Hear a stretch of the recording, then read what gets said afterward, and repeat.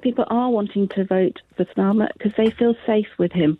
I think we have a worn-out, traumatised nation, even whether, COVID, war, energy crisis. So even if people aren't personally affected and traumatised, they've been living with the trauma, so they're experiencing a form of secondary trauma.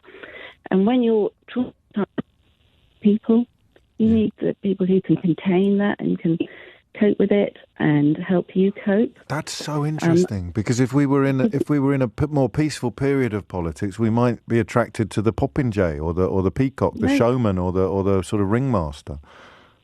Yeah, so I'm a foster carer and lived with fostering traumatised children for 18 years. Gosh. And one of my key roles is to make them feel safe. Yeah.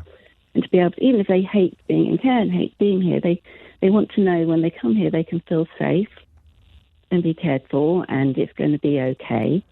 So my role is a theory around containment, to be able to take all that they're going through, absorb it, and say, it's okay, I can cope with it. I can cope with it, no matter how awful it's been. Yes.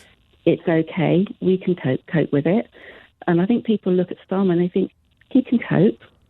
He can actually take this and he can actually cope and he can make it better. And I don't think people are looking at the Tory party and thinking, oh, they can make it better. They're interested in caring. So I think it's a feeling. And once you've got that feeling, it changes things, doesn't it? It does. And I think that feeling safe with Starmer, I think, is really key. That's a good slogan, actually. Isn't it, as well, as a great observation? Safe with Starmer.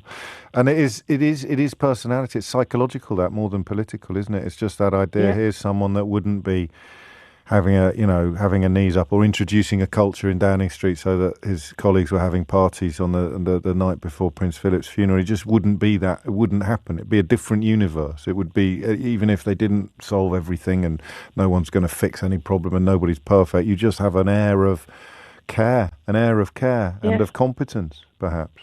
Yep, definitely. Wow. And against the right-wing media, he's managed to somehow achieve that. It's not long ago the Daily Mail had 10 consecutive front pages trying to turn a curry into a crime. I know, they keep telling us to, have faith and trust and trust in trust and trust in Cameron and trust in Johnson and trust in Coffee, Yeah, we've done that now. People are kind of like, well, Look where that got us.